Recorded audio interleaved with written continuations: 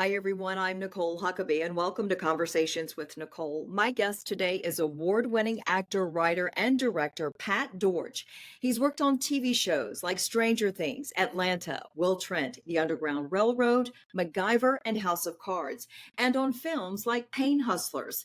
He is also the force behind the Dortch Acting Studio in Charlotte, North Carolina. His experience in film, television, and stage is off the charts. He is so talented and just an all around great guy. Now, if you want to learn more about Pat Dortch and the Dortch Acting Studio, just visit dortchactingstudio.com. I hope you enjoy our conversation. Let's get started.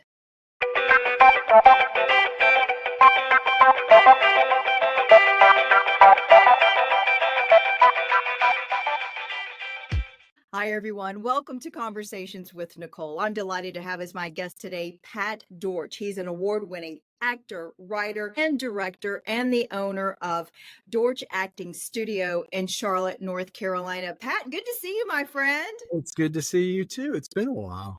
Listen, I am excited to have you as my guest today. Talk a little bit about your history growing up and how you kind of came into this world of television and acting. Okay. Well, I loved entertaining and acting when I was in high school and was in bands in college. I'm from Nashville, Tennessee. You can't swing a dead cat without hitting somebody in a band. So I played around the Southeast a little bit. And then when I got out of college, I decided I needed to try to get a real job. So I was actually out of the entertaining of any sort until I hit like early 40s. And that's when I came back to it. I actually had a custom furniture company of all things, and the economy just crushed us, and so I closed it up and got super depressed, and decided a good way to shake it up would be to go back to doing some creative things I loved, and took some acting classes, and the next thing I know, I had an agent. The next thing I know, I was Army Wives. So there you go. It just kind of went. So, and then started teaching myself. The guy that ran the studio, JD Lewis, had me start teaching some teen classes, and then from there I started teaching adults. And eventually he moved back to California, and I kept teaching, and now I have the studio here. And I've Well, kept acting the whole time. It's been a really amazing journey, honestly. It's been pretty incredible. So you have quite the resume. I mean, you've been on shows like Stranger Things, Atlanta, Will Trent, The Underground Railroad, MacGyver, House of Cards, one of my favorites, and recently Pain Hustlers. So good. that was great. Talk about the experiences that you have had in this business. Incredible. It's been amazing. And the people that I've met along the way have just absolutely been incredible. I've got a Lifetime movie coming out with Melissa Joan Hart in it, and she was just awesome. We hit it off great. I got to work with Francis Ford Coppola on Megalopolis. Now, rumor has it, and it's a pretty reliable source, that my scenes got cut. So I'll have to see when it comes out. But that's part of the deal. It's what you sign up for. That happens more than you'd like to know. It's all part of it. The heartbreak's all part of it. But that's I still have the experience. I got to work with Shia LaBeouf on that, and he was great. We had a blast. It's just been it's been amazing. Talk about, for me personally, I loved House of Cards. Talk about what it was like to be on that set. So House of Cards was great. That was a really strange time for the series when I got signed on. It was right before Kevin Spacey blew everything up. Um, Yes. and so it's another heartbreaking story. I went from episodes that I was supposed to be in the final season that got cut down to two because they had to rewrite everything, and the season shrunk. I'll tell you though, I got to meet Diane Lane on the show, and we didn't even have a scene with each other. And she was getting ready to leave. I was working late. She was done. And, she just She was sitting in the front seat of a big black SUV getting ready to leave set. And I walked past and she said, "Well, have a good night." And I said, "You too." And then I just started talking with her because I was like, when am I going to see Diane Lane again? And Was she was so genuinely warm. I mean, that's the one thing that's been amazing to me is everybody I've met has just, you mentioned Pain Hustlers, David Yates that directed Pain Hustlers. He directed most of the Harry Potter stuff, and he's great, and he's English, and so he'd always talk to me like, "All right, Pat, let's go into the. What do you think that this person's name should be?" And you know, it was just he was fantastic, and Chris Evans was a super sweet guy, and it's just been the journey's just been fantastic. Do you feel though that you've been lucky with those experiences? Do you feel like that's the norm because you speak so positively about these really famous people that we all know about and love, or is that the exception to the rule? What do you feel? I mean, obviously your experiences have been good, but what about the business may be true or not true that we think it would be like? Well, that's a great question. I think you get back what you put out. So, I don't really get the starstruck thing at all. But I also have found that I think that the people that are really good at this, that have been doing this a long time, that are really well known, like Francis Ford Coppola, they tend to I think they know that if you're coming in and you're only going to be there for a day or two, that you're probably going to be a little bit nervous because you're the new kid, and they tend to, from my experience, they tend to go out of their way to welcome you. They expect you to do your job and do it well, but I think that they tend to go out of their way to welcome you, to make sure that your path is easier, and you feel more comfortable doing your work, and then that way they get the best work out of you. But I um, love that though, and I was thinking the same thing. If you're more comfortable, they get the better product, so it's a win-win. But it's nice to it's hear not, that people yeah, treat you that way. yeah.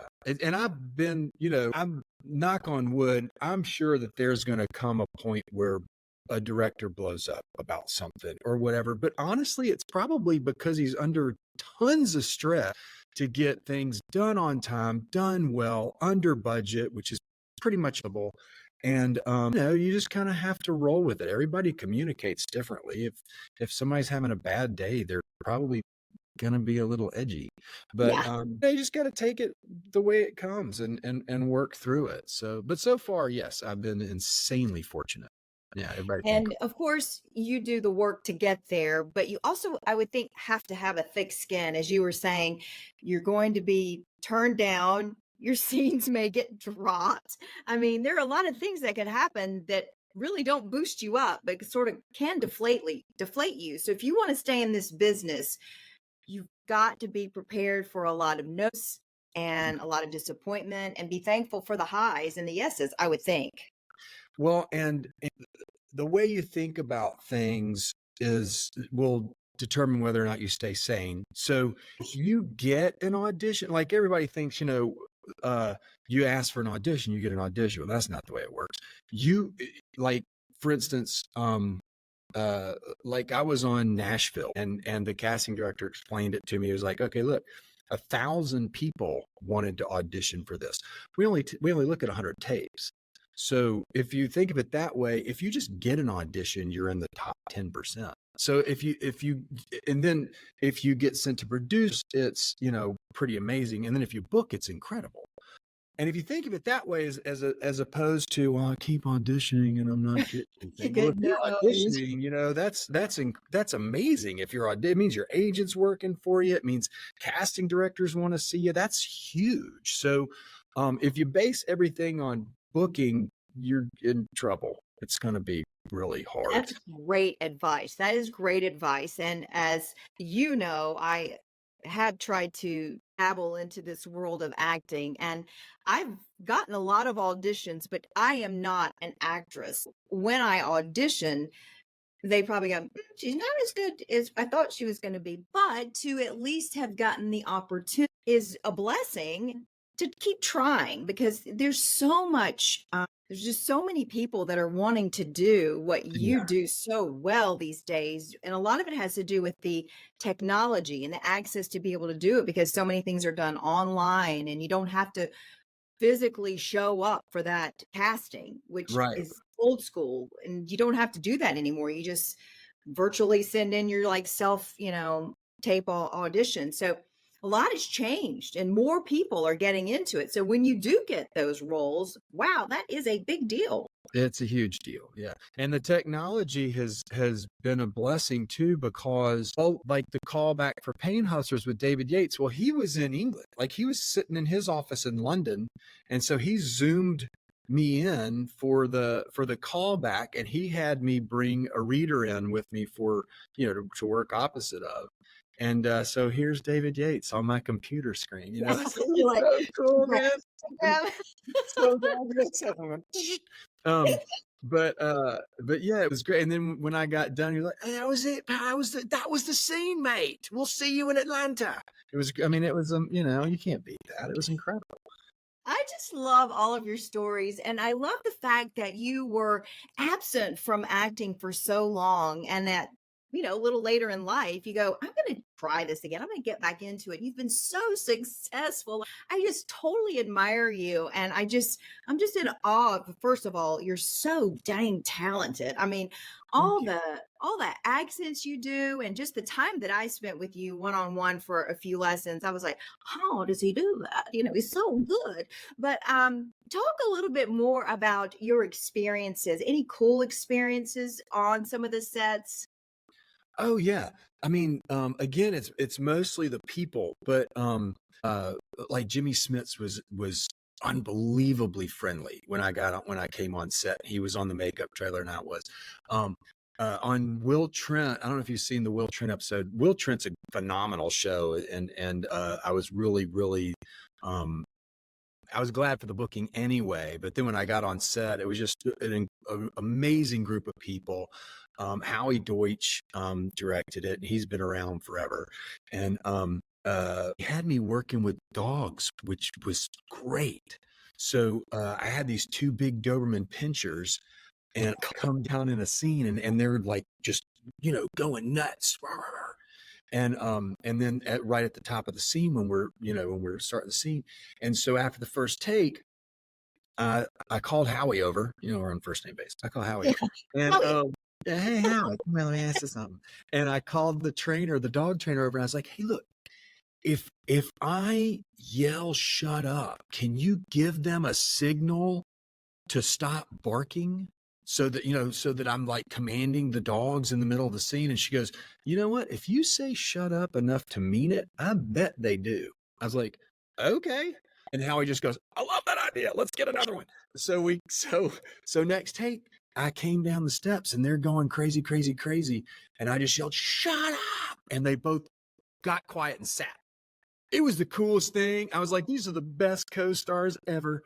So that's actually the take you see when you're watching the scene on Will Trent. But it's stuff like that. You just can't. I mean, it's just magic. It's awesome. It is magic. And you have to be the funniest guy on set. No wonder people love you. You really are funny. Well, You know thank you. that, right? Actually, oddly enough, people. So I'm gonna tell something about myself. Okay. So people are all, oh yeah, Pat's really method. He's once he's in his character, he's in his character. But the truth of the matter is, I'm just afraid to come out of my character because then I'm afraid I won't be able to get back in. So, so if my character, and I tend to like, I find music that I think my character might listen to, and I tend to put my headphones in and listen to that. Really? In between takes.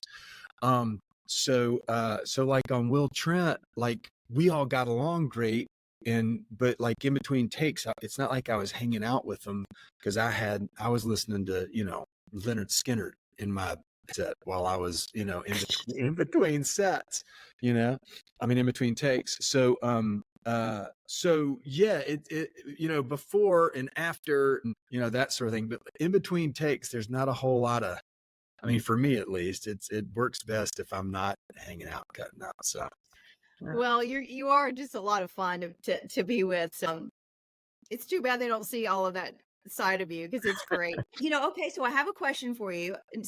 I've seen Pain Hustlers as we talked about. I loved it. And Great. played, yeah, so good. You played a doctor, Mhm. kind of a doctor that was taking it like weak. Yeah, You're a little weak. You're a little yeah, weak. And yeah, yeah. so what were you listening to then?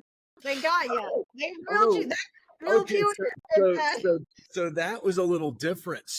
So, I'm not giving too much away. Yeah, don't give it all away.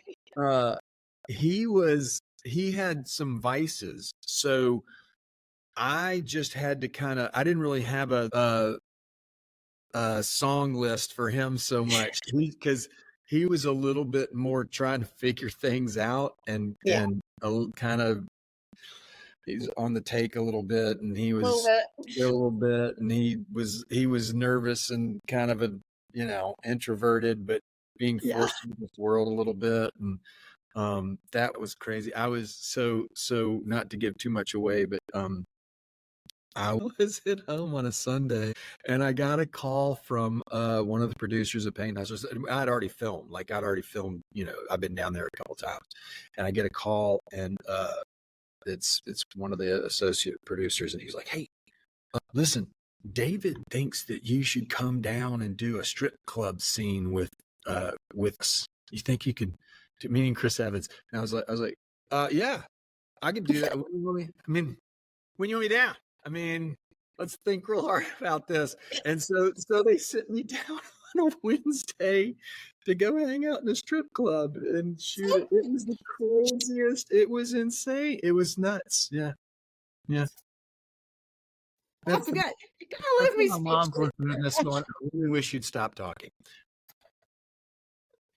Oh, see, it's stories like that for days. That's awesome. That's awesome. Hey, so what's on the horizon for you? I mean, obviously, your acting studio is hot. I mean, you guys have something going on there all the time. It's just a magical place for people who want to work on this profession, refine their craft, and really work on their talents. Really, honestly, the studio exists because I think that, we need a place where people can have a real sense of community and feel like they can take risks and fail. I mean, that's the best way I can think. I get it.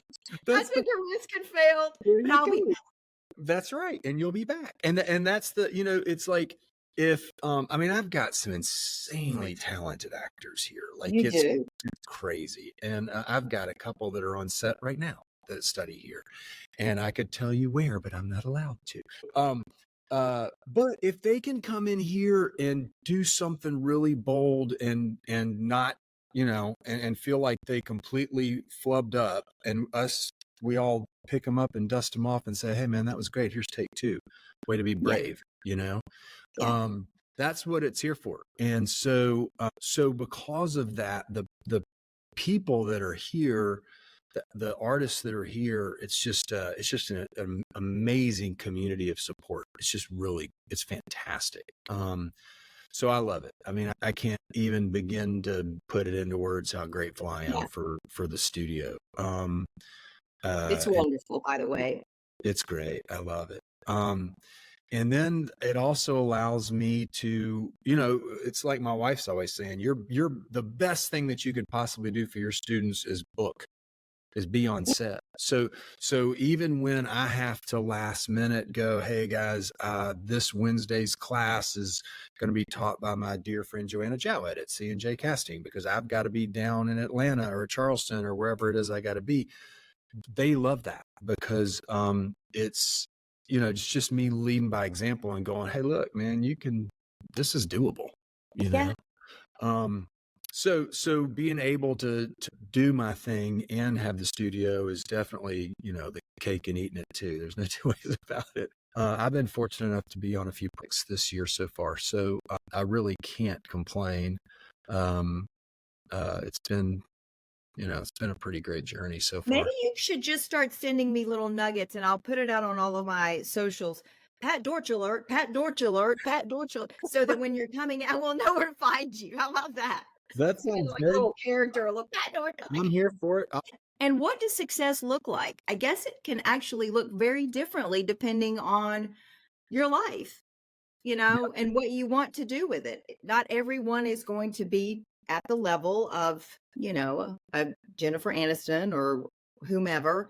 I mean, here you are in Charlotte, North Carolina. You have a studio, but you've done incredible projects. So, what does it take to succeed at whatever level that you choose? I think that the way you put it was 100%. It's everybody's idea of success, especially in this realm, is different.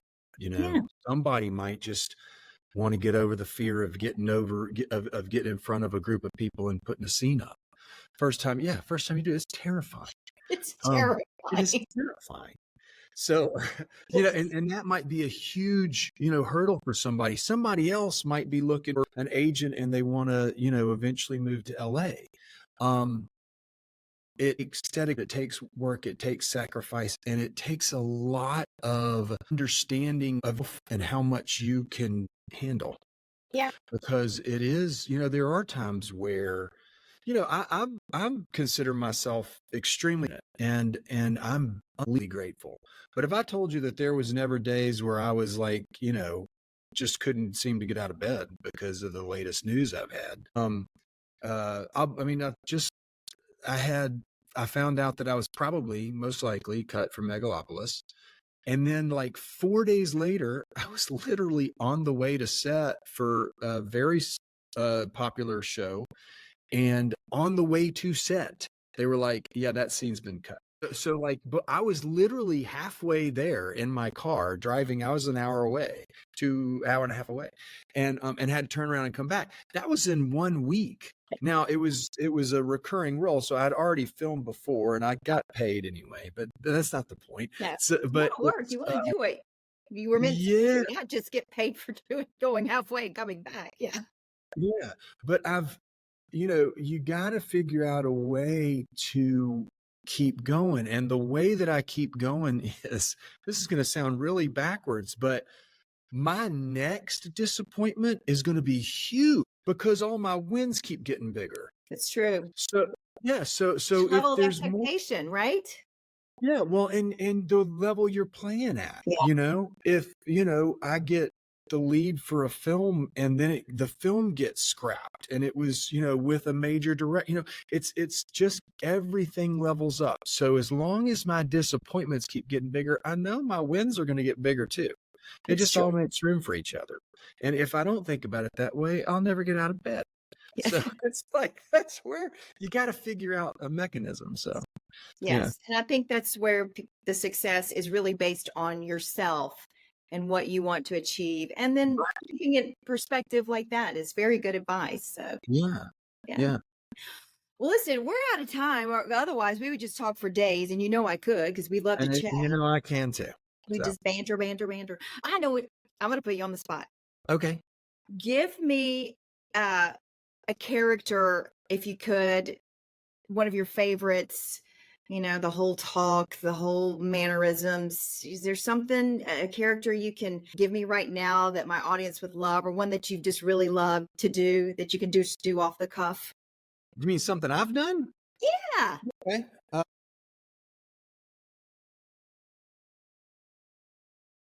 never been shot. Drowned, hung, beaten, stabbed, burned. But never shot. Burning's the worst. It's like they're filling your lungs up with smoke. You feel it burning, suffocating. That's what they did to Joni. There you go. What was that from? That was from a pilot I wrote. That's a character named Turlock Orion. Turlock Orion. Everybody calls me Terry. Oh my gosh, that was good. Oh, thanks. There Bravo. you go. Yay. Thanks, Someone Fred. call him, get that one produced. Oh gosh, Pat, this has been a lot of fun. Thank you so much for joining me. Folks can find you at on all your socials, but online, dortchactingstudio.com. Oh, that's it. Yeah. That'd be the best way. That'd be great. And just keep your eyes on all devices, on your television, all streaming platforms for Pat George to show up. I love That's it. like a plan. I'll try to be there. I know you will. All right, my friend. Well, it's good to see you. Thank you Good again. seeing you. Thanks so much for having me. I appreciate it. It's a lot of fun. And that will do it for this edition of Conversations with Nicole. Until I see you again, I hope you have a great day.